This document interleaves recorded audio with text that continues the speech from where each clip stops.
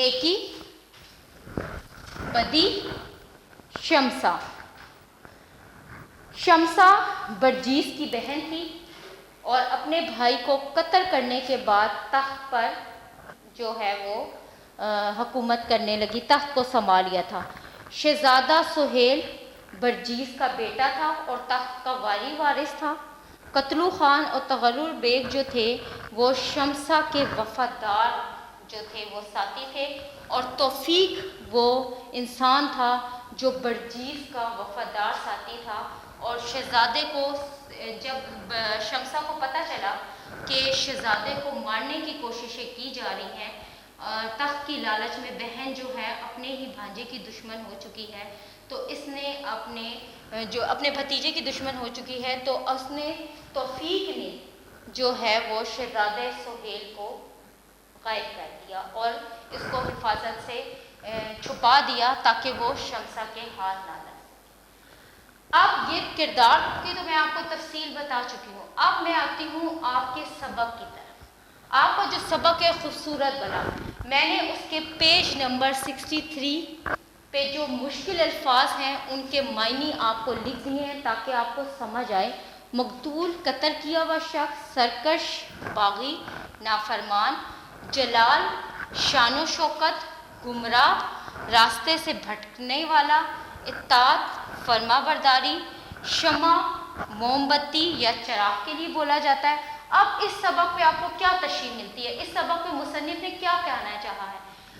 سبق جہاں سے شروع کیا جاتا ہے، یہ ڈرامہ جہاں سے شروع کیا جاتا ہے، وہاں آتا ہے نیکی، نیکی کا آنا۔ نیکی آتی ہے اور نیکی آ کے کہتی ہے، اندر داخل ہوتی ہے اور کہتی ہے اللہ تعالیٰ آدم کے باغی بیٹوں سے بھی، آدم کے باغی بیٹے سے کیا مراد ہے؟ ہم انسان، سرکش، باغی لوگ، ٹھیک ہے، ایسے ہی پیار کرتا ہے جیسے ماں باپ اپنے بچوں کو پیار کرتے ہیں۔ آپ جانتے ہیں حدیث ہے کہ اللہ تعالیٰ ہماری شہ رکھ کے بھی قریب ہے، تو وہ یہاں پہ وہ یہ نیکی آ کے کہتی ہے کہ آدم جو جتنے لوگ بھی گناہ گار ہیں، جتنے لوگ بھی خطا کار ہیں، ان سب کو اللہ تعالیٰ جو ہے وہ اب بے شک وہ جیسے بھی ہیں لیکن اللہ تعالیٰ ان کو جو ہے وہ ماں باپ کی طرح سے پیار کرتا ہے۔ کہتے ہیں نا کہ ماں ہمیں سب سے زیادہ پیار کرتی ہے، تو ماں سے 70 گنا بڑھ کے جو ہے ہمارا رب ہم سے پیار کرتا ہے۔ تو وہ یہ کہتی ہیں کہ آ نیکی کی طرف آ۔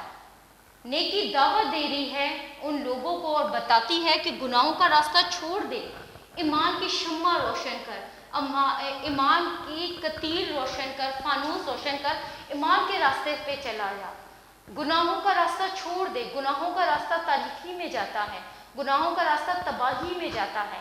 صفحہ نمبر 63 جس کے مشکل الفاظ کے معنی اور اس پیش کی تشریح یعنی مین شارٹ فارم میں نے مختصر آپ کو ہر ایک پیج کے معنی بھی میں آپ کو سمجھاؤں گی، اور اس میں مصنف جو آغا حسین کشمیری ہیں انہوں نے کیا بیان کیا ہے وہ بھی سمجھاتی جاؤں گی۔ پیج نمبر 64 میں ہے جی الفاظ معنی: کنجی، چابی، وحشت، جنت، سخاوت، سخی، ذلت، رسوائی، حور، جنت کی خوبصورت عورتیں۔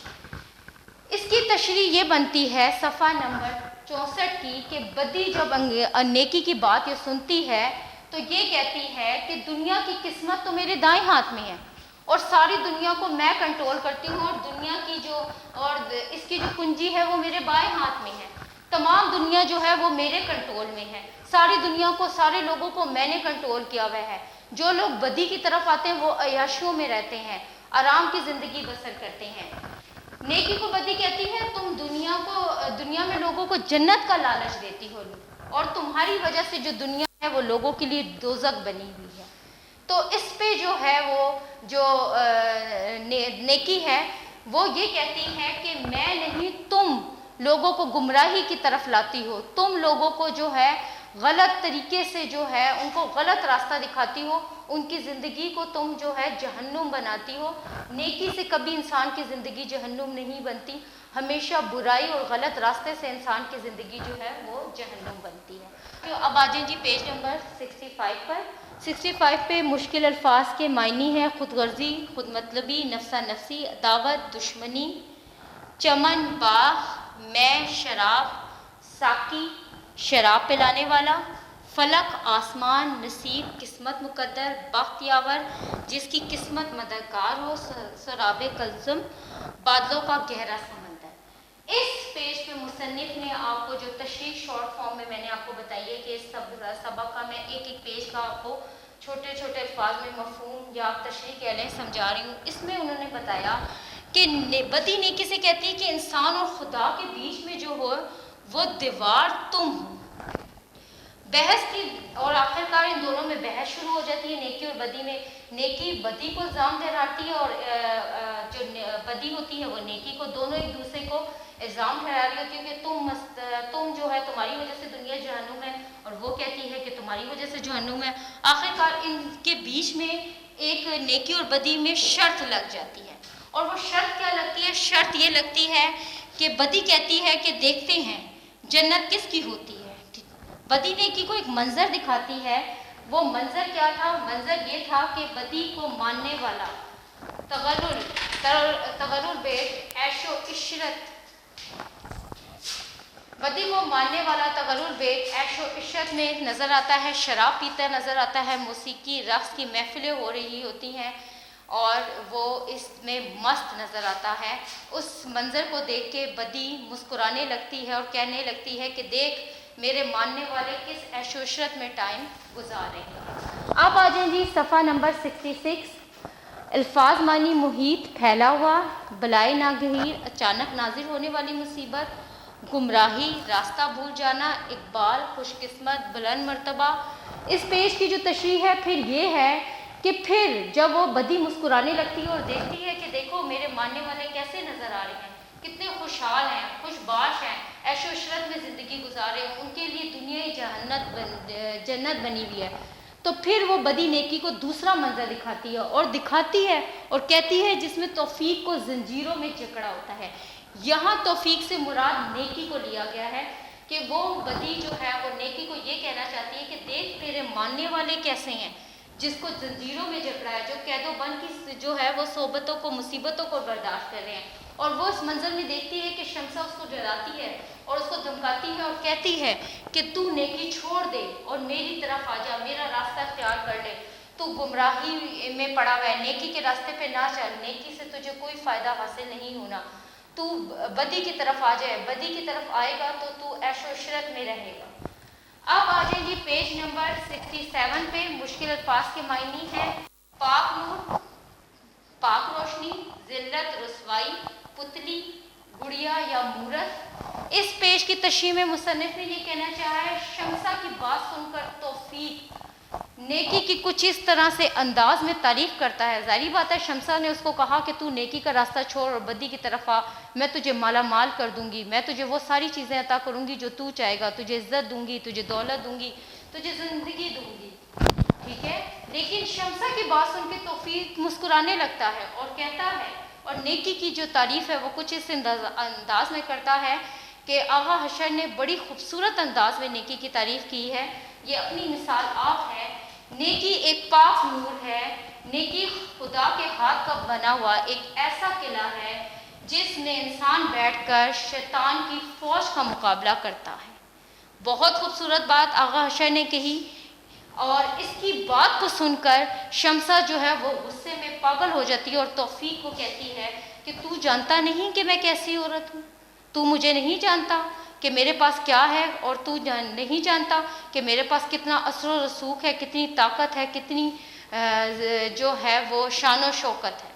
68 کی طرف مشکل الفاظ کے معنی پارساہی پاکیزگی، دغا دھوکہ، پنجہ فولاد لوہے کا بنا ہوا ہاتھ، رواں جسم کا بال، ترشی تر بات۔ اب اس سبق میں مصنف نے کیا کہنا چاہا ہے؟ میں نے آپ کو بتایا کہ توفیق کو ڈراتی ہے اور کہتی ہے، لالچ دیتی ہے اور اسے کہتی ہے نیکی کا راستہ چھوڑ بدی کی طرف آ جا۔ توفیق شمسہ کو کہتا ہے کہ عورت کی تعریف بتاتا ہے، اس کو کہتی ہے کہ تو جانتا ہے میں کیسی عورت ہوں؟ شمسہ کو کہتا ہے توفیق میں جانتا ہوں تو کیسی عورت ہے، تو ذلت کی پتلی ہے، تجھے تو پتہ ہی نہیں عورت کہتے کسے ہیں۔ یہاں آغا حشر کشمیری نے عورتوں کے لیے بہت خوبصورت الفاظ میں جو عورتوں کی پاکیزگی اور تعریف کے الفاظ جو ہیں وہ استعمال کیے ہیں، جو ایک الگ خصوصیات کے حامل ہیں، انہوں نے عورتوں کی تعریف کے لیے جو لفظ استعمال کیے ہیں وہ یہ ہیں کہ عورت وہ ہے جو رحم دل ہو، شرم ہو، جس میں سچائی ہو، باوفائی ہو، پارسائی ہو، فرشتوں کی فطرت ہو، حوروں کی عظمت پائی جائے۔ جب توفیق شمسہ کو یہ بات کہتا ہے کہ میں تجھے تو عورت ہی نہیں مانتا، تو ذلت کی پتلی ہے، اصل تعریف تو یہ ہے جو چیز عورتوں میں پائی جانی چاہیے۔ شمسہ جو ہے وہ اس کی بات میں غصے میں آ جاتی ہے۔ یہ سن کے قتلو خان جو شمسہ کا وفادار ملازم ہے، توفیق کو ڈراتا ہے کہ تو شمسہ کی جو ہے اطاعت قبول کر لے، وفاداری قبول کر لے، بدلے میں تجھے عزت بھی ملے گی اور دولت بھی ملے گی۔ اس میں ہے جی پیشوائی، رہنمائی، قصابوں، ذبح کرنے والے، قصائی جسے کہتے ہیں، چرخ آسمان کے لیے استعمال کیا گیا ہے، اجل موت کے لیے، موت کا فرشتہ موت کے لیے۔ اب اس میں تشریح جو لی گئی ہے وہ اس سبق کی یوں لی گئی ہے، صفحے کی یوں لی گئی ہے کہ توفیق جس کو لالچ دیا جاتا ہے، جس کو شمسہ لالچ دیتی ہے، قتلو خان لالچ دیتا ہے، وہ ان ساری چیزوں سے انکار کر دیتا ہے۔ اور کیوں انکار کر دیتا ہے؟ کیونکہ وہ کہتا ہے کہ معصوم شہزادے کو میں تمہارے ہاتھوں میں دے دوں، رحم اور انصاف کے گلے پہ چھری پھیر دوں، نیکی کا راستہ چھوڑ دوں اور بدی کے راستے کو اپنا لوں، میں اپنی زبان سے نہیں پھر سکتا۔ میں اپنی جان تو دے سکتا ہوں لیکن اپنی زبان سے نہیں پھر سکتا۔ یہ میں نے آپ کو ایک ایک صفحے کے مشکل الفاظ کے معنی اور اس کی تشریح جو مصنف نے اس میں بات کی ہے وہ آپ کو بتا دی ہے۔ اب آ جائیں جی اس کے خلاصے کی طرف۔ اس کا خلاصہ جو ہے وہ کچھ اس طریقے سے ہے کہ شمسہ ایک سلطنت جس پہ برجیز حکومت کرتا تھا، شمسہ اس کی بہن تھی، اور اپنے تخت و تاج حاصل کرنے کے اس میں لالچ میں اپنے بھائی کو مار دیتی ہے۔ اس کا چھوٹا بیٹا سہیل، جس کو اس کا وفادار ملازم توفیق لے کے وہاں سے بھاگ جاتا ہے اور ان کو اس سے بچا لیتا ہے۔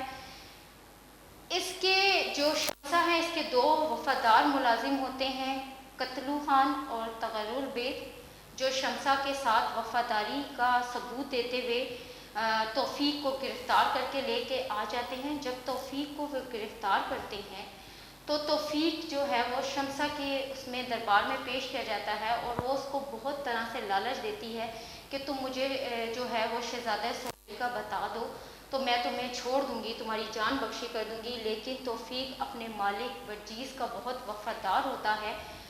یہاں پہ میں آپ کو یہ بھی بتا دوں، توفیق جو ہے اس کی بیوی کا نام طاہرہ ہے اور اس کے بیٹے کا نام رشید ہے۔ توفیق جو ہے وہ طاہرہ کے سپرد کر دیتا ہے اپنے بیٹے کو، اور سہیل کو اس کے سپرد کر دیتا ہے، اور وہ جو ہے اس کو گرفتار، تغرل بیگ جو ہے وہ توفیق کو گرفتار کر لیتا ہے۔ آہستہ آہستہ شمسہ کو پتہ چل جاتا ہے کہ توفیق کے پاس سہیل موجود ہے۔ تغرل بیگ جو ہے وہ جو شمسہ کے بتانے پر اس کے پاس طاہرہ کے پاس جاتا ہے تو طاہرہ اپنے بیٹے کے بجائے سہیل کے بجائے اپنا بیٹا جو ہے وہ تغرل کے سامنے کر دیتی ہے اور اسے کہتی ہے یہ ہے شہزادہ سہیل، جس کو بعد میں قتل کر دیا جاتا ہے، جس کی وجہ سے جو طاہرہ ہے اپنے ہوش و حواس کھو بیٹھتی ہے اور جنگلوں میں نکل جاتی ہیں۔ وہاں پہ ایک وفادار فوج کا ملازم موجود ہوتا ہے، جنرل موجود ہوتا ہے بلکہ، جس کا نام قہر خان ہوتا ہے، اور وہ جو ہے شمسہ کو سمجھاتا ہے اور سہیل جو ہے وہ اس کے حوالے کر دیتا ہے، کیونکہ شمسہ جو ہوتی ہے اپنے بیٹے کو جب تغرل بیگ کے حوالے کرتی ہے تو سہیل کو اپنے وفادار ساتھی کے ہمراہ جو ہے وہ بھگا دیتی ہے۔ جنگل میں ان کی ملاقات ہوتی ہے اور وہ اپنے ہوش و حواس سے بیگانہ ہوتی ہے۔ سہیل کو قہر خان جو ہے وہ اس کے سپرد کر دیتا ہے اور آہستہ آہستہ وہ اس کی پرورش کرنے لگتی ہے۔ یہاں پہ شمسہ کو پتہ چل جاتا ہے کہ وہ کس جگہ پہ موجود ہے سہیل، اور وہ یہ پلان کرتی ہے کہ میں ادھر اس گھر کو بم سے اڑا دوں گی تاکہ لوگوں کے سامنے یہ ظاہر ہو کہ مکان گرنے کی وجہ سے سہیل کا انتقال ہوا ہے۔ قہر خان کو جو ہوتا ہے، جو جرنیل ہوتا ہے، اس کو اس کی بات پتہ چل جاتی ہے، اس کے منصوبے کا پتہ چل جاتا ہے اور وہ اس سے جنگ کرتا ہے اور شمسہ کو جو ہے وہ پکڑ لیتا ہے، اس کے منصوبے میں سے کامیاب نہیں ہونے دیتا۔ اس کے سامنے شمسہ کو طاہرہ اور سہیل کے سامنے پیش کیا جاتا ہے. طاہرہ جو ہے وہ اعلیٰ ظرفی کا مظاہرہ کرتے ہوئے شمسہ کو معاف کر دیتی ہے. سہیل سب سے پہلے طاہرہ کو تخت پہ بٹھاتا ہے اور اس کے سر پہ تاج رکھتا ہے اور پھر خود اس کے ساتھ جو ہے وہ بیٹھتا ہے. اور اس ڈرامے سے یہ ثابت ہوا کہ بدی جو ہے وہ کتنی بھی عیش و عشرت میں کیوں نہ گرفتار ہو جائے یا کتنی بھی عام کیوں نہ ہو جائے، لیکن جیت جو ہوتی ہے وہ ہمیشہ نیکی کی ہوتی ہے. Thank you.